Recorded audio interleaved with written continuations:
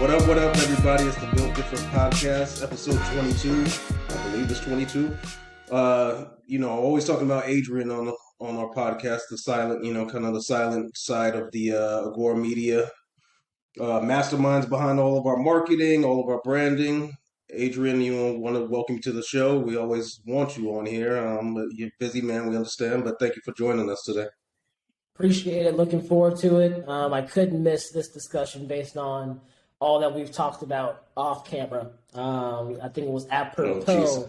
That's my podcasting word of the day that I do here today. So thanks for having me. Looking forward to shining. Sean, always as great as always. Yes, indeed, Sean. Thank you, and Raul, as always, behind the scenes, making the magic happen. So yeah, we've talked about a copious amount of sports, and we always talk about data's impact on it, and obviously data's very impactful in decision making on teams and individual sports.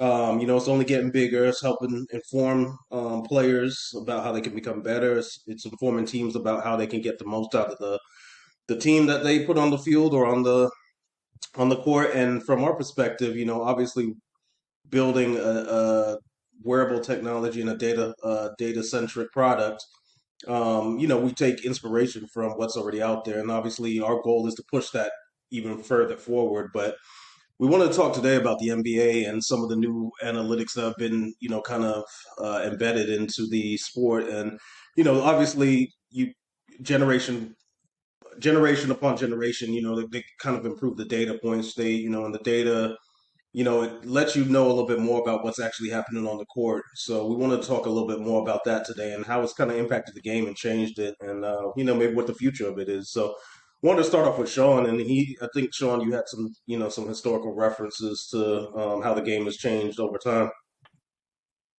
Yeah, sure. I'm relatively young, so I've pretty much my whole life. You have to remind us that on every call, but that's cool. Thank you.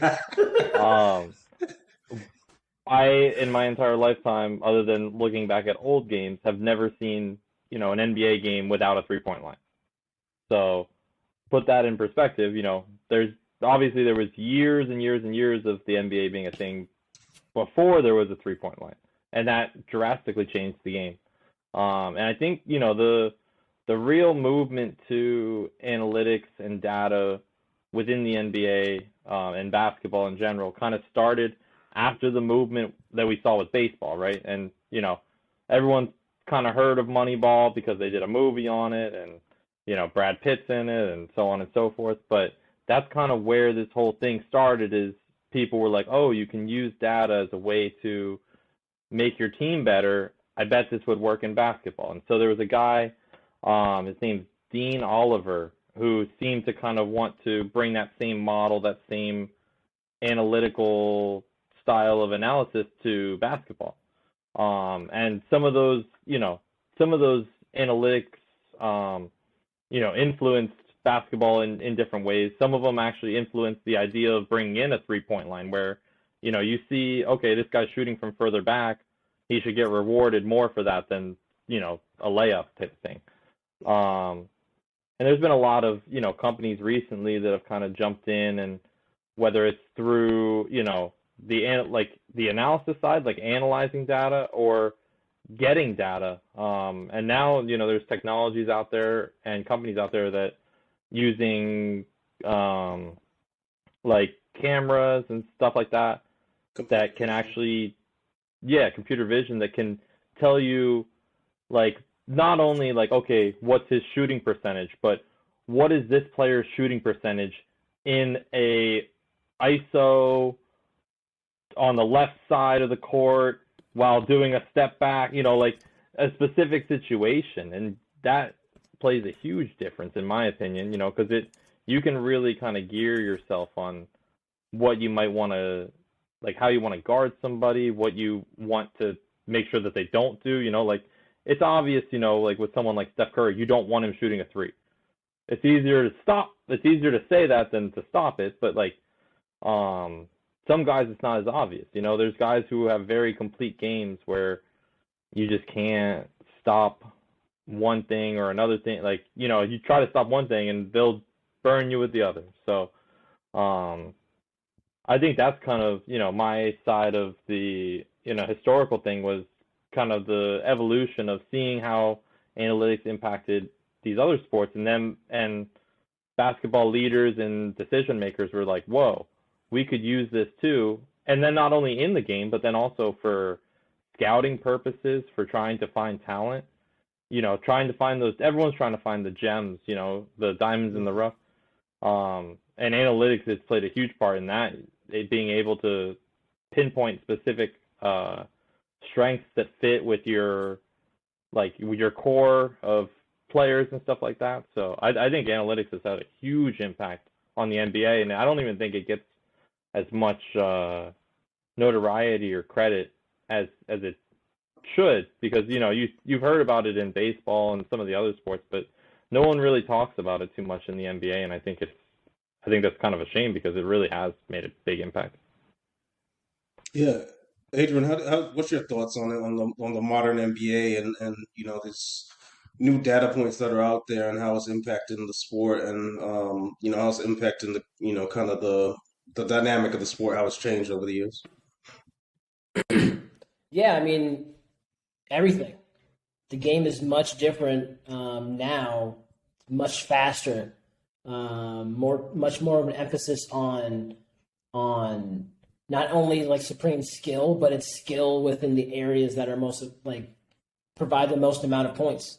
So a lot of like what Mike D'Antoni had in his system early on was, okay, we want to get as fast to a bucket as possible, because we want to increase the number of possessions that we have. Because if we increase the number of possessions that we have, that means we increase the number of chances we have to score. And if we're operating in threes and layups, we have the highest probability to get the most amount of points per game. So like you could get into a situation where, yeah, you could run the clock out for 24 seconds, but if you divide 60 minutes by those 24-second increments, you can manage how many possessions you'll have. So if you want to increase your odds of scoring, then you just need to increase the number of possessions you have, which you would have if you got more rebounds. And offensive rebounding was huge back in the day. You had bigger guys, second chance points.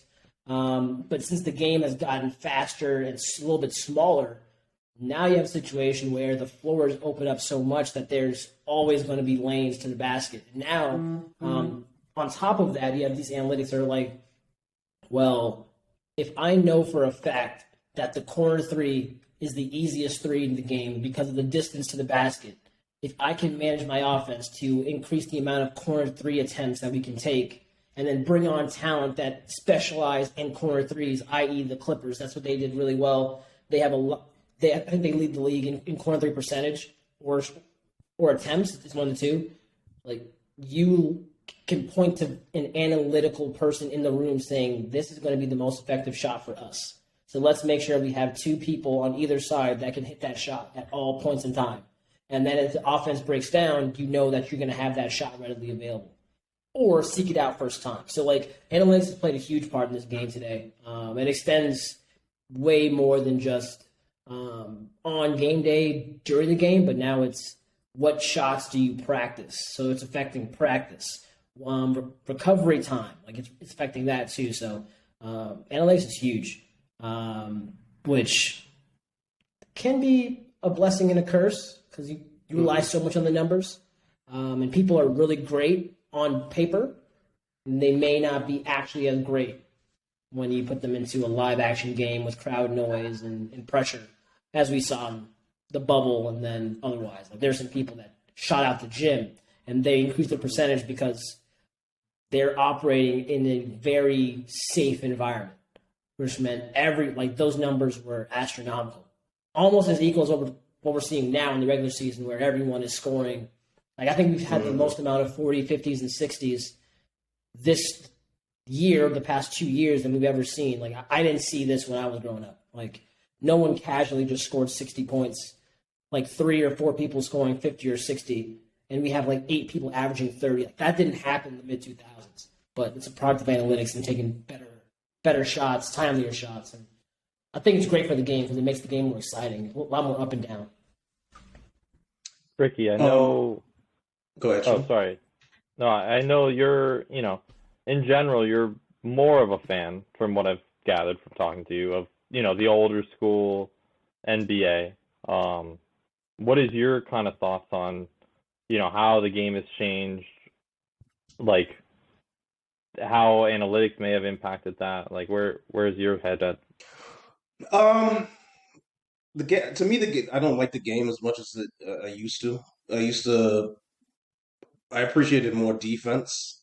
I think the NBA, like Adrian pointed out, there's more of an emphasis on the offensive side. So prioritizing offense over like playing defense, conserving your energy on the offensive end to score more and just worry about gaining possessions.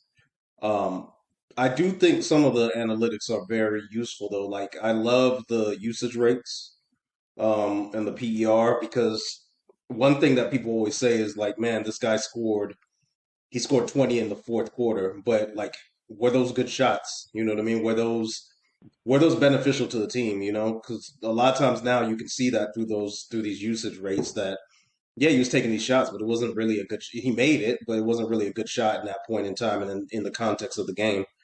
So I love the deeper analysis. I love the heat maps, being able to see where these guys are on the floor and their movement. I think I saw a stat the other day. I think it was Shy Gilchrist, I think his name is for the Thunder.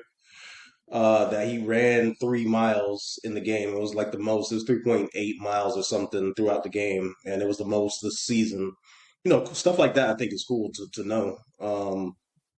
Seeing how much effort's being put out there. But as far as the game, I just I can appreciate the 3-point shooting, but I miss having that dynamic that was in the game back in the day. You had the big man, the post game, kick out to the 3-point line, and all this 3-point shooting is just kind of, it's like, it feels like I'm on feels like I'm in a gym where people are just shooting threes all the time. I mean, it's impressive. I'm not gonna lie. What Steph does is amazing.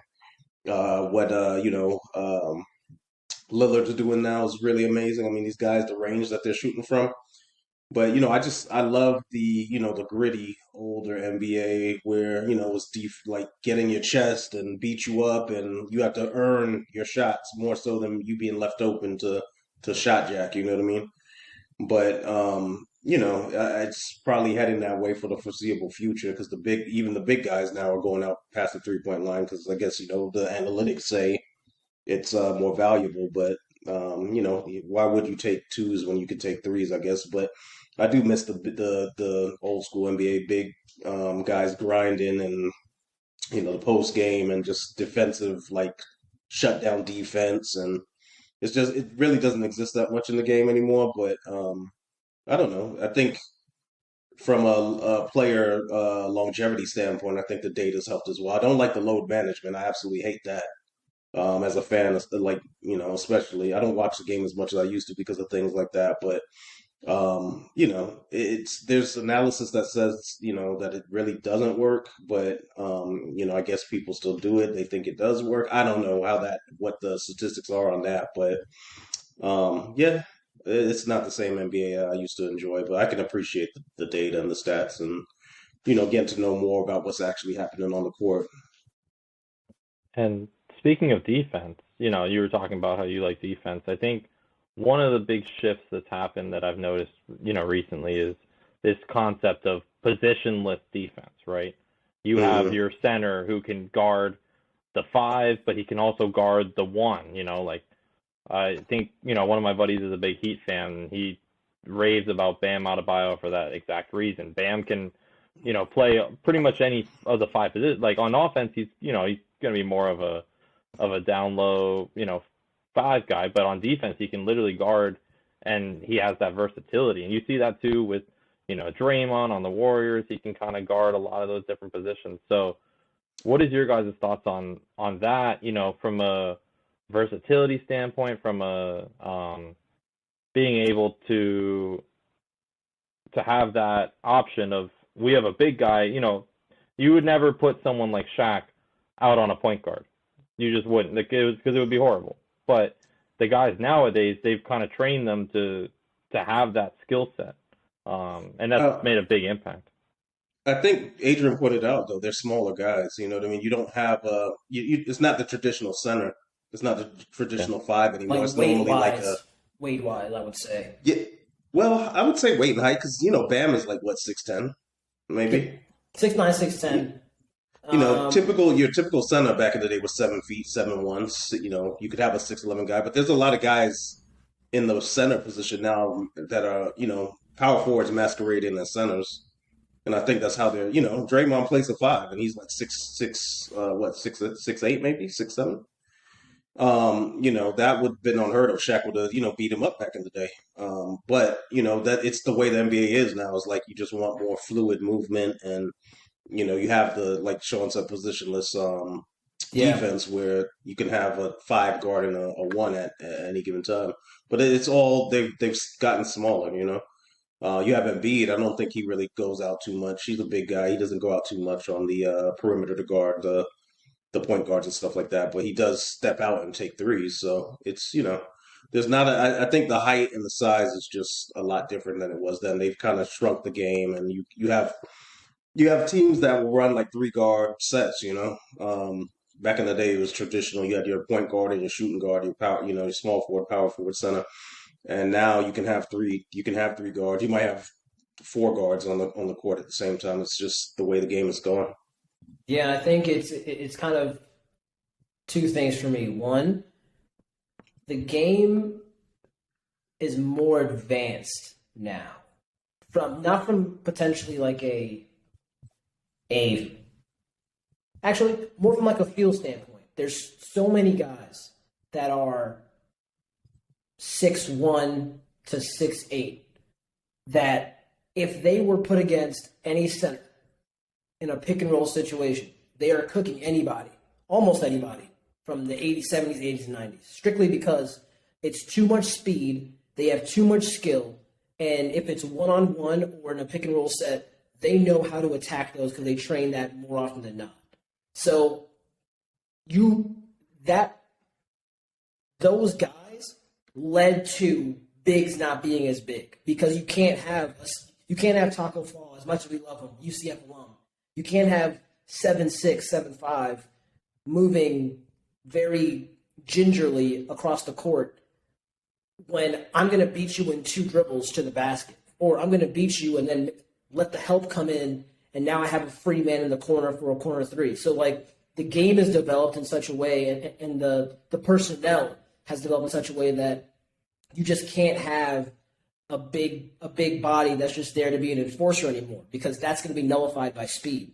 So, yeah, Steph Curry running around, right? If Steph Curry's running around left and right, around screens, and they're switching everything, a big is going to get on someone. And a big cannot keep up for more than 15 seconds. Like, it's just not going to so, like, he's going to have energy to not have on the offensive side if he keeps chasing around on the defensive side. So now in 2 possessions, their energy is zapped. Steph is still moving around, and now he's going to get more threes, and now you're down by 9 or 12 points. So, like, because I think not having as many positions and having a big that is able to not only stretch the floor but then guard 1 through 5 is like a necessity in today's game. Like, used to have a guy like that could just be a post guy. Mid-post guy, I'm going to operate there rest of my life. I don't guard out. I don't stretch out. If there's a pick and roll, I'm going to be sagging. It is what it is. I'm not going to go above the screen. I'm just staying close to the paint. You do that now, you're getting torched from 3. Damian Lillard's pulling out from 30, which means you have to be higher. Which means if you get beat, like, it's going to be hard. It's hard for a traditional big. But what that means is, in my opinion, the bigs that do make it are extremely underrated. Like a Joel, a Joker. Like, they are extremely underrated because they could have the ability to like be better on defense, but they have so much offensive requirement that if they just said, or if coach said, hey, Joker, we need you to get, instead of getting 30 points a game, I think he's averaging like 27 or 28. Instead of getting that, give me like 25, but I need you to be better on the defensive side. I think he could do it. I think if someone told Joel, like, hey, instead of averaging 30, average 20, 26. give me 26, but I need like 2 more blocks a game. I think they could do that. But I think it's what's asked of them versus like their skill set. I think the skill is there for a lot of these guys in the league. It's just like what's asked of them is different. So like you can ask Bam to do all that because his motor's super high and he can guard 1 through 5 no problem and still get you 22 to 24. Can he do all of that and give you 28? We haven't seen it yet. I don't think that's there for him. So I think it's weird because it's like you want to be able to have as many diverse talents as possible on your team because you don't want to have that that one spot that we're going to pick on. Oh, this person is not a scorer. He's only here for defense. Well, let's then not guard him on offense or not guard him on defense. He now feels like an odd man out. Now you're playing 5-on-4 on the offensive side. That's going to affect you mentally. Think of Ben Simmons, very limited offensive game. What happens to his team? He's not playing and they're winning. He's playing and they weren't doing too hot. They're all right. They're all right team. So I think it's interesting way that this is going. There's a couple of cases of that in the NBA now where we're just not going to guard you and just let you. It's kind of sad, you know what I mean? Especially when you're practicing every day. You're a professional. You should be knocking down.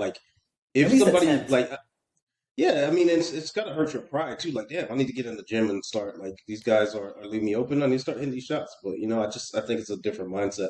One thing I would add to what you said because I agree with most of the things that you said, but I think also too, a lot of this has occurred because the NBA prioritized offense. They eliminated a lot of the defensive rules. The carry, for instance, they kind of allowed you to carry the ball after years of not letting you carry the ball. And then they started calling it randomly now. Okay. Are they doing it again? Randomly, spur of the moment. They got Jordan Poole carrying the ball. They called it 3 times in one game, and everyone, the gym was like, "Are you calling this or not? Because you don't call this." Yeah. So it's and palming, and I think they've gotten a lot more lenient too with traveling. Because back in the day, the Euro stuff, we really couldn't do that because that would be a lot of times we considered a travel. So, while it's some skill, I believe it's a lot of the rule changes as well because you can't guard a guy out to half court anymore. It's not just another thing anymore. You can't hand check and put your hands on guys like you used to. What was considered a foul back in the day, even in 2004, what's considered a foul now wasn't considered a foul back in the day. The flagrant rules have just gotten completely soft too because. I turn on some games sometimes. I'm just like, what the hell? He barely touched him. You kicking the guy out of the game? So I think that contributes to it as well. And Ricky, I think you kind of alluded to, it's what the NBA wants to see, what the fans want to see is offense. So if you're Joel Embiid, I agree with what Adrian said. He probably could do more on the defensive side per game if he took a little bit off of his offensive plate. But he knows that, okay, I want to get the best contract. I want to be considered the best center in the league. I want to be MVP of the league. You got to average 26 plus. It's offense. Minimum. That's what they're looking at. They don't look at they don't care about defense. They just don't, and it's sad because I think, if you have a guy who's amazing at both, I mean, the first person that comes to mind for me is Kawhi. He's, in the beginning of his career, he was an elite defender. I believe he's still a pretty elite defender, and he still does it on the offensive side too. But that's just not valued in the NBA right now. Scoring, scoring is king. That's what everybody wants to see. I remember my cousins went to a baseball game, and it ended up being one of the perfect games that was thrown, which there's only been 17 in the history of the MLB. And they told me it was the most boring game they've ever been to. And I was like, you witnessed history. And they're like, we don't care. We saw one run the whole game and it was horrible. And it's that people don't like to see defense. I think really true fans do, because it's kind of a work of art. But the casual fan, no, they want to see offense. They want to see the crazy dunks or the deep threes. That's what people come and sit in the stands for. So I mean, you see it now. The games they had the Clippers and the who was it? It's 176, 175. I mean, the highest scoring game. Insanity. I mean, it's Great. guys are like The game was huh? great from offense Yeah, perspective. so that's what that's what the NBA wanted. You see in the NFL as well. They it's more geared towards the offense and wanting to see more points on the board. The defense it has a lot more liability as far as what they can do on the field. You can't be as handsy with guys anymore on the receivers, and then protecting the quarterback at all costs now. So it's happening pretty much in every sport. Maybe, well, I think baseball they're trying to speed it up now with a Yeah. clock. Like, so I think they're trying to do what they can as well to implement more scoring, a quicker pace. Yeah.